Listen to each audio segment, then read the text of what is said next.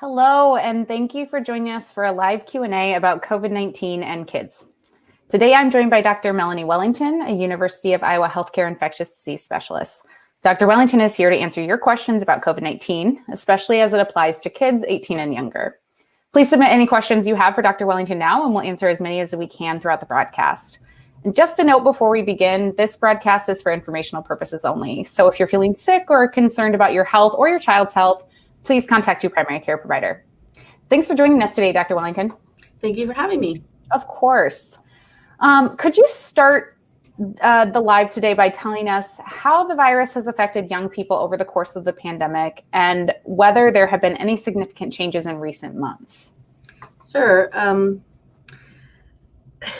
It's hard to use the word lucky with the pandemic, but I feel like we do really need to acknowledge that those of us who have children or take care of children or even like children have been pretty lucky in terms of the fact that kids are not getting as sick from the pandemic as adults are. And so in general, and it is still true that when a child gets COVID, their symptoms tend to be very mild and very short, and they usually get better much faster than adults do. So in general, kids are having it, I don't want to call it easy because it's definitely not easy, but the actual symptoms are not as tough.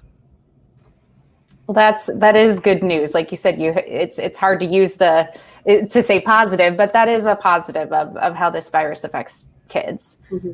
Why does it seem like more young people are getting sick right now compared to earlier in the pandemic?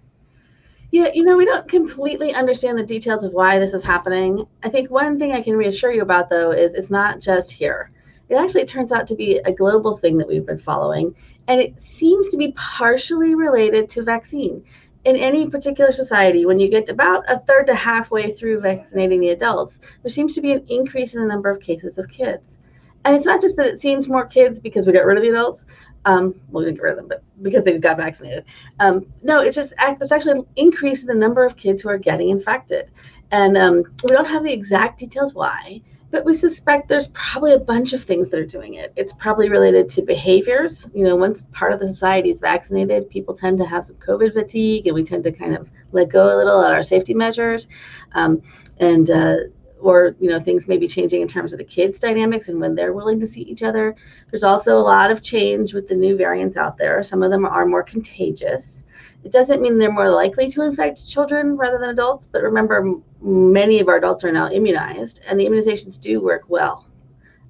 There's a lot of talk out there about decreased effectiveness of the immunizations, but they still work quite well for the most part.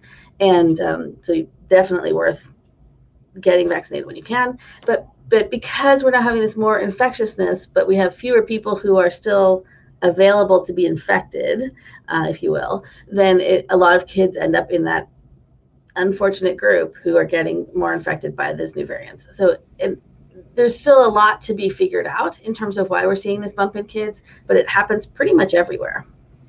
That's really good to know, because I think it can feel sometimes like, why is it happening here? Because we just see our local numbers. And so it's interesting to know that it's a widespread thing that we're seeing.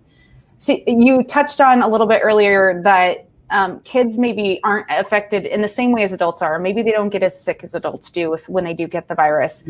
Even if that's true, this still impacts the household they live in, right? I mean, you just kind of explained it a little bit, but could you break that down a little bit? Like, if a child brings the virus home, then how can it spread?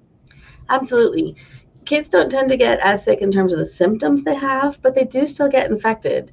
And an infected child may not be as efficient at giving the virus to an adult, but they still can for sure. So any household that has a child in it who's currently infected needs to be extremely careful about how they're handling things. That whole household needs to be in quarantine and not out contacting other people, because that child, or even an adult, if it's an adult, right, the kids who are in the household have to be in quarantine. But the person in the house who has it is exposing the other people in the house, and they have a certain chance of getting it. And they may feel fine, but actually have the infection. And so that's how this outbreak spreads so easily.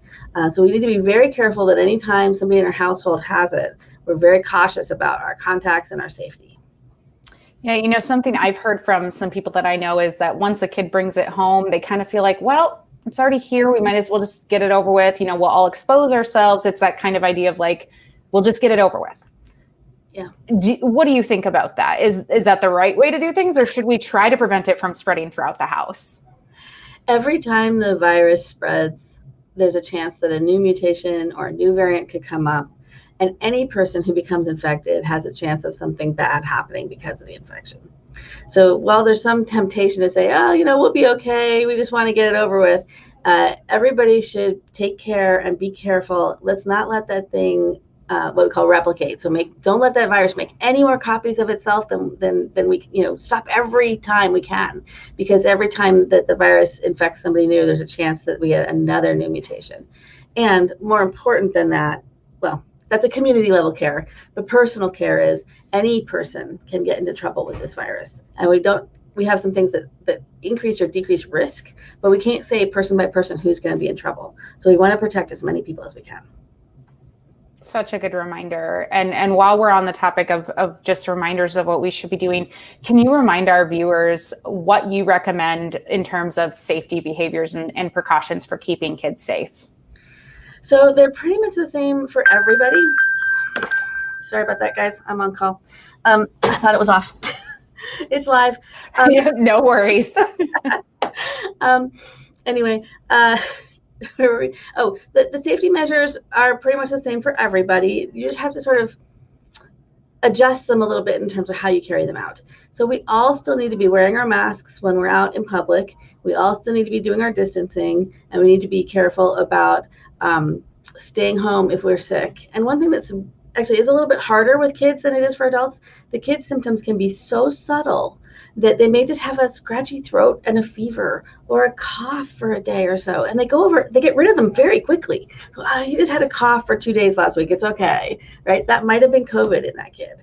And so we have to be really super careful, those of us who are parents or taking care of kids, anytime they have symptoms of a cold. And remember, at its heart, COVID is a common cold. And so when it's being a mild disease, it looks exactly like a common cold. So any symptom of a cold, scratchy throat, cough, fever, you name it, any symptom should prompt us to keep those kids at home. Don't send them out to school. Don't send them out to extracurricular activities. No interactions with people outside the house until we do know what's going on. That's a great reminder. My daughter's actually home from daycare today because she's got cold symptoms, and we just don't know. The symptoms look exactly like what they say COVID can look like in kids. And so just being extra careful. And that's a good reminder for everyone. So what should you do if your child has COVID-19? Let's say they catch it from school or they catch it from a sport, wherever they get it from, they have it. Or from you. Or from us. Yeah. What do you do then? So, you definitely want to be talking with your child's primary care provider so that you get in touch with the medical system, so you've got a connection there and you know how to keep track of the medical side of things. So you should follow good standard advice. Remember, our moms were right. Lots of rest, lots of fluids. The fluid part is especially important because sometimes kids with COVID don't want to eat or drink because they have a little bit of that nausea. So make sure they get lots of fluids and lots of rest. And that's how you take care of the kid. And usually the kid is fine, right? But the other thing we mentioned is to take care of your family and your household and your community and the world. What we need to do is make sure that we decrease transmission from that infected child. So there's sort of two parts of that. There's one, what do you do within your household? And two is, how do you keep it from leaving your household? So anybody who's living in your household, when there's an infected person in the house, should be in quarantine. And that means basically don't interact with anybody. Don't go see family, don't go to the store, don't go to school, don't go to work, don't go outside of the house, don't expose yourself to any human being who's not already living in your house. Can you go out for a walk when there's nobody else around? Absolutely. Should you go out for a walk in a parade? Right? So it's kind of like, it doesn't mean you have to stay indoors, but it does mean you have to limit those contacts. And then within the house, to protect others in the household, it's very difficult to say, well, don't come in contact with this person, they're sick. But if you can, the person who's sick should be staying in a room that is different than the rooms everybody else is in. Whenever possible, that person should not be in the kitchen at all. They shouldn't be eating or drinking together. And if it's possible, they should be using a separate bathroom. Not all of us are lucky enough to have more than one bathroom in our house, so that you do what you can. But if they have to be sharing the same airspace, everybody should be wearing a mask, both the people who are infected and the people who aren't infected. And it's great out that it's getting so nice out now, because the other thing you can really do at home to make a big difference, open the windows. Clean those high-touch surfaces more often, so the doorknobs, the counters, whatever. You sort of just do everything, and don't let the pets near the person who's infected, because we think pets can get it too. So basically, you're trying to just sort of separate the person who's infected from the other people in the household as much as you can. The problem comes up, what if the person who's infected is 2 years old, right? Like, they're not going to be, you aren't going to like put them in their bedroom, lock the door, I'll see you in a week. You can't do that, obviously. You can't do it for a moment, right, with a 2-year-old. You said your child's in daycare, so I'm sure you know. So in that case, I think you kind of have to have a family strategy. And what a lot of families do is the family will sort of separate into 2. If there are 2 parents, not everybody can do that, but if there are 2 adults, it doesn't have to be parents actually, they can be any adults, right? But if there's 2 adults or more than 2, one adult is sort of in with the person who's infected, wearing a mask and being careful about washing their hands constantly, but taking care of the kid who's infected. And then the rest of the household is sort of a separate household as much as possible. And when you can do that, you can really protect the other people that are in the household. That's really helpful, because I know a lot of people have wondered that. How do we keep this young child who has it safe while keeping everyone else safe? So thank you for providing your expertise and tips on that. And it's not easy, right? And another thing just to sort of mention is that adult who's in with that kid, because they're exposed to that child every day that the child is contagious, their time of exposure is longer, so that they're more likely to get it. So if one adult is higher risk than the other, then send the low risk adult to take care of the kids that are infected.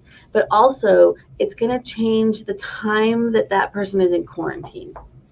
And quarantine is super complicated. And so, I could tell you all about how to calculate it, but it's really, honestly, when it comes down to it, your local public health officer is going to be the person who helps you figure out how long your quarantine is. They are a fantastic resource. They're really the people, they're one of the big groups of heroes here, and they can definitely help you figure out when quarantine's over. But the fact of the matter is, if somebody's taking care of somebody who's sick, then they have constant exposure. So their quarantine, the end of their quarantine starts, you start the countdown for the quarantine once that kid is no longer contagious. Whereas a parent who's not in contact with that kid, their quarantine countdown starts as soon as they separate. So for some families who maybe have one person making money at the moment, my family, for example, my husband is our domestic superhero, but he doesn't get a paycheck for that. So if my daughter were to be sick, he'd be the one with her and I'd be the one here. And that's the way our family works. Every family is different. The different types of adults and their relationships and their risk factors is all different. So if you have any questions about sort of how best to sort of work that out, your primary care provider is a great resource. That's perfect. I was just going to ask you about quarantining. So that was very helpful. So just to reiterate, people can rely on their primary healthcare provider or their local public health department to get that information about the right. Yep. And the health department is sort of like the official resource, right? If sometimes the rules are changing, and I know we all are dealing with that now. The good news, right, is when the rules change, it usually means we've learned more about the virus and we're better at protecting ourselves. But the county health departments have the most up-to-date set of rules that we're working with, and they are the most experienced about figuring out who's exposed when. So if you are hearing 2 different answers for some reason or another, then the health department's answer wins. That's a really helpful reminder, because I think it can be very easy to be frustrated when it feels like things are constantly changing. And I think that's been the name of the game this entire pandemic, is that we're constantly learning something new about this virus. And so things do change often. But I appreciate you reminding us that means we're learning new things, and that means we're learning how to better protect ourselves or keep people safe in the communities. So that's great. I like to say every change is one step closer to the end of this thing. Ugh, that is such a good light at the end of the tunnel to have. It doesn't make it easy. No, but every little positive is, helps us get through this, because we definitely need those positives throughout this experience. So if you're just joining us, I'm here with Dr. Melanie Wellington, a UI healthcare infectious disease specialist, discussing COVID-19 in kids. So please give us any questions you have in the comments below, and we'll try to get to as many of them in the remaining time that we have. Lisa from Facebook did submit a question. She's wondering, once kids are vaccinated, even if they have medical issues, is it safe for them to go back to school in person? So this brings up one of the issues this pandemic has really sort of brought home to all of us. Safe is always relative, right? There's no 100% safe in the world. I don't like to think about it, but when I'm driving home tonight, I could get in a car accident. And so even though I feel pretty safe, I'm not safe, right? I take that risk because it means I get to go home, right? So there's a benefit, there's a risk, I deal with it. I have a seatbelt on, my car has airbags, but there's no perfect in safety. So, and each person's decision about what counts as safe enough is very personal, and each person's risks are very personal. So it's hard to give specific recommendations, but if you have a child who is vaccinated and they're fully vaccinated, which means they're 2 weeks out after their last vaccine, then their chances of getting infected are extraordinarily low. And then that means for most kids, not everybody, not every family's the same, not every kid's the same, but for most kids, that means when they're fully vaccinated, their safety increases dramatically. And most families make the decision at that point that they could be back in school live. It is also completely okay to decide that it's okay to have your kid back in school live before they're vaccinated. Again, it's a weighing of risk factors, and sort of it depends on so many different things. It's like, who is your kid? Who is your family? What's going on at school? The schools are doing a fantastic job navigating their way through this. But remember, everything that we don't know, they don't know either. So again, you may see changes. And again, one step closer, right? But so anyway, the schools are doing a great job, but it's a virus and there's only so much you can do. So everybody's got to make those choices based on their own conditions. Yeah, and you just touched a little bit on the benefit of getting the vaccine. And although we don't have vaccines available to children yet, they're still being tested for safety and efficacy. We do know how effective and safe they are for adults. And so knowing that a lot of our viewers today are parents, could you just explain to our audience what the effectiveness means? So 95% effective. What does that mean? Does it mean that I can't get the virus at all? Does it mean that I might get it, but I won't be hospitalized? Could you just break that down a little bit for us? Yeah. So again, we're still learning about this. So these answers are not set in stone. You may hear tomorrow that something new came out, and if that happens, then I reserve the right to change my answer with new data. But based on what we know now, it is the sort of 95% effectiveness you hear about means when the people in the study were vaccinated, then they followed along and they looked at who ended up having symptoms of COVID, and then they would get a test so they would know who had COVID. So the 95%, the person who was immunized had a 95% lower risk of getting COVID at all, and that's symptomatic COVID. But what we're finding in actual real life is that it may even be better than that. So the chances that somebody's immunized could get COVID when they're exposed is very, very, very low. And most importantly, it's almost 100%, almost, but not quite, that if you're vaccinated, you won't get severe disease or die. Again, a lot of balancing risk factors, right? I can't say any particular person, but in general, people who are immunized should, it's definitely worth getting immunized. It's a serious, strong protection. Yeah, and so while we're on that topic, thank you for providing that background for us. What ages of kids are eligible to receive a vaccine right now, and which vaccine is that? So right now, the Pfizer-BioNTech vaccine is approved for use in people who are 16 years old or older.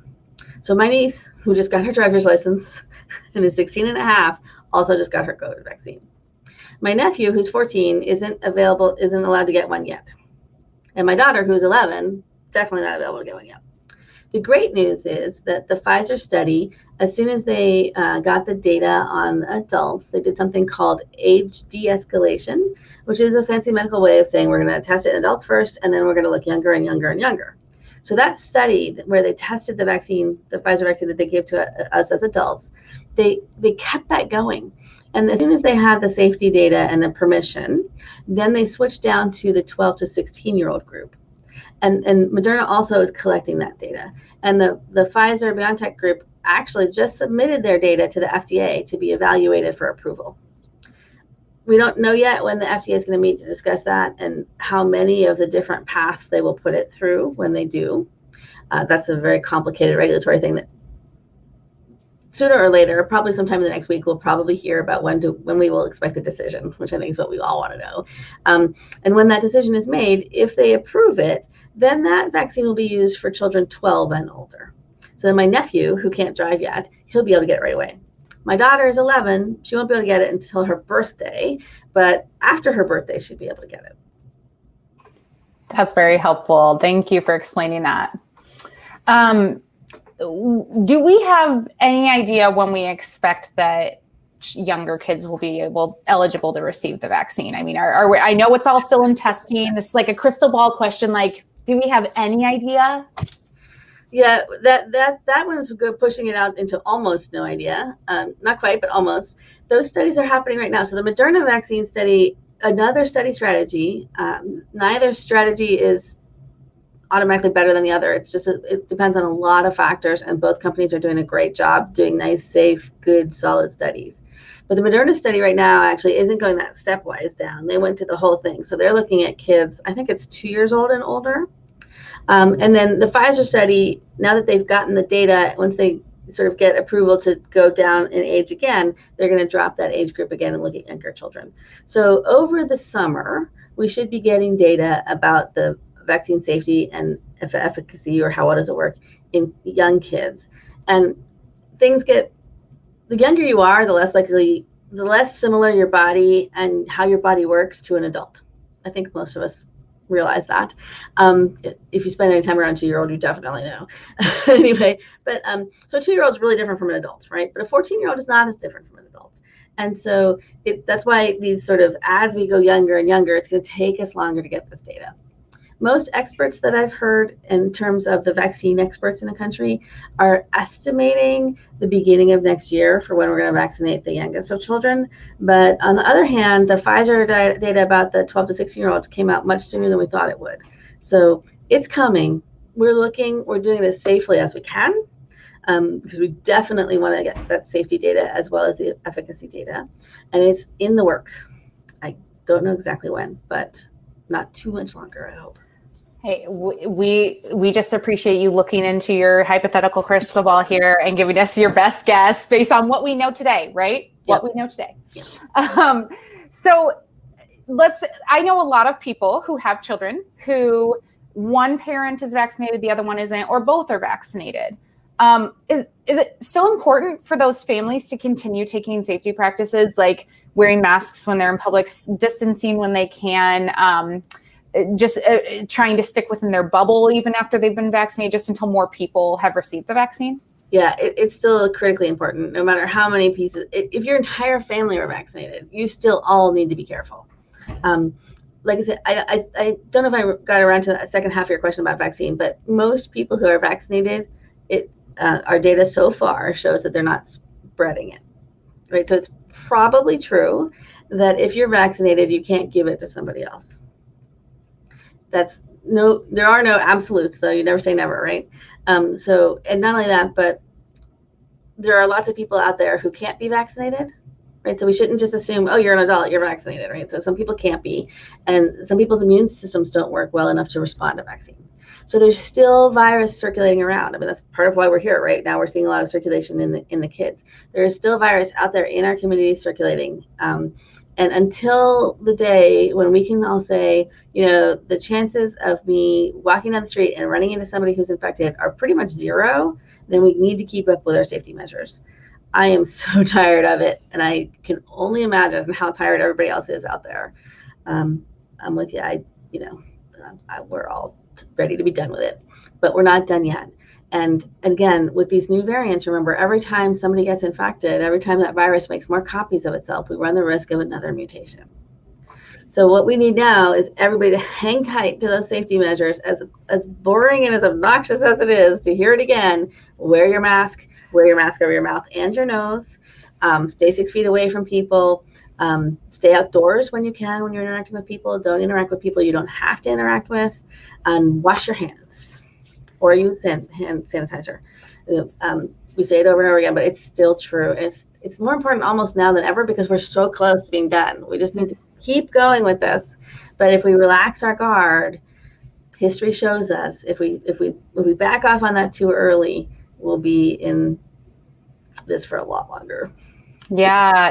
It'll be that longer. Yeah, and the good news is I think now that the weather's getting warmer and we're getting closer to the end, more activities and more businesses are opening back up with the caveat that you should be wearing a mask. But so I think we can go about our lives a little bit more this spring and summer than we did last year, as long as we continue those safety practices, right? And keeping in mind that safety is relative. And remember, we know so much more about how to be safe with COVID than we did this time last year. Right? Last year at this time, we didn't know if masks were going to protect us or not, remember? And again, that's one of those changes. Like everyone's like, why did we change our mind about masks? Because we got more information. And that's why I say every time we get new information, we're one step closer. That was a big piece, right? That mask piece is making us much closer to being done with this. So it is true that there's lots more opportunities out there right now to do things and to interact with people and to go hear music and to do whatever it is that feeds your soul. And we all need to feed our soul enough so that we can get through this, right? I'll be the first person to say, we all need those things that are going to keep us going, right? But we don't want to just back to normal. Yes. Okay, so we really need find the ways, if your passion is you have to hear live music to feel like you're okay in the world, find an outdoor concert that people are wearing masks at, where there's a way to distance from other people. Right? Don't go into a small enclosed space where no one's masked and everybody's yelling and they're all on top of each other. Right? So find the ways that you can work within the safety measures to get what you need to get through this, and we'll get better. We'll all get back all the way to normal much faster. Yeah, well, you just touched on something, because for kids, that thing that might make them feel great or might just help them get through the day is sports or other activities, choir, band, whatever it is. How cautious do you think parents should be with allowing their kids to be in outdoor activities? Let's just start with that. So sports, outdoor sports, how do we feel about that? So outdoor sports are going to be a lot safer than indoor sports. But remember that outdoor sports still involve things like getting all the kids in the car to get to soccer. Or not, I'm not going to pick on soccer, all outdoor sports, right? But if you're a mom of a mid-range age kid like I am, as soon as you say sports, my brain goes to carpools.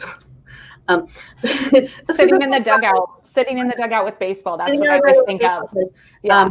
If it's a contact sport, right, coming into contact with people, right? So outside is far, far better than inside, but there's still lots of times during outdoor sports where there are risks. And again, we want to just take every step we can to decrease every one of those risks we can. That is a great reminder. What about indoor activities? I don't know exactly what the schools are doing because my kid's still preschooler, but is there a safe way to do some of those indoor activities by continuing to mask as long as everyone's doing it? So again, right, I know I'm kind of neurotic about this word, but again, it's not safe. It's safe enough or not safe enough, and that's an individual decision. The schools, of course, have to make a big decision for the whole community. So they're doing a great job doing the best they can. There are some things that are indoors you absolutely can find a way to do with all your safety measures in place. I'm trying to come up with a great example. My niece's school play, they actually had little pods of casts. So they had a cohort, like little bubbles of cast people. And in the bubble, they stayed 6 feet apart but they videoed it all. And then they streamed it to everybody.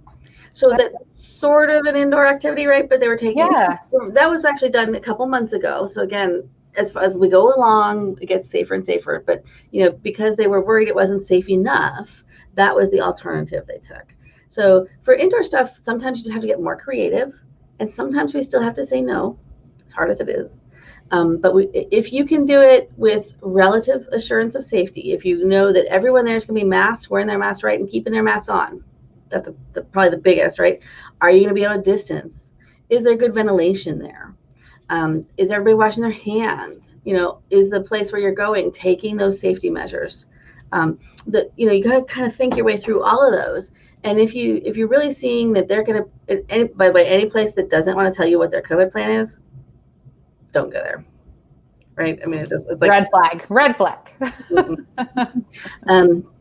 Yeah. So, but if they can show you this is what we're doing to protect you, and it's reasonable, and then when you're there, you find out that they're actually doing it, then you can start to make those choices, but be thoughtful about them, and even if it seems very, very safe, if it's not actually meaningful to you, it's one of those things that you just don't do it right now. Any gathering that you can avoid right now, go for it. Well, that is all the time we have today. And I feel like we crammed a lot of information in that 30 minutes. And I just appreciate your time and your expertise so much today, Dr. Wellington. Thank you very much. I appreciate your expertise too. It's kind of a team thing that we have to get some information out there sometimes. Yeah. And this is great for me as a parent, because even though I work at the hospital, I'm, it's real life. You still have lots of questions. So I just appreciate hearing from you. And thank you for everyone who tuned in today. If you began watching after we started, or you don't catch this when it's live, make sure you go back to the beginning so you can get all the great information Dr. Wellington provided to us today. And stay tuned to our website, uihc.org, and our social media for all the latest COVID-19 and vaccine information as we have it. Lastly, remember to keep wearing your mask, wash your hands, avoid gatherings in enclosed spaces and in close contact with others whenever possible, and continue to take good care of your physical and mental health. Thanks for watching. Take care.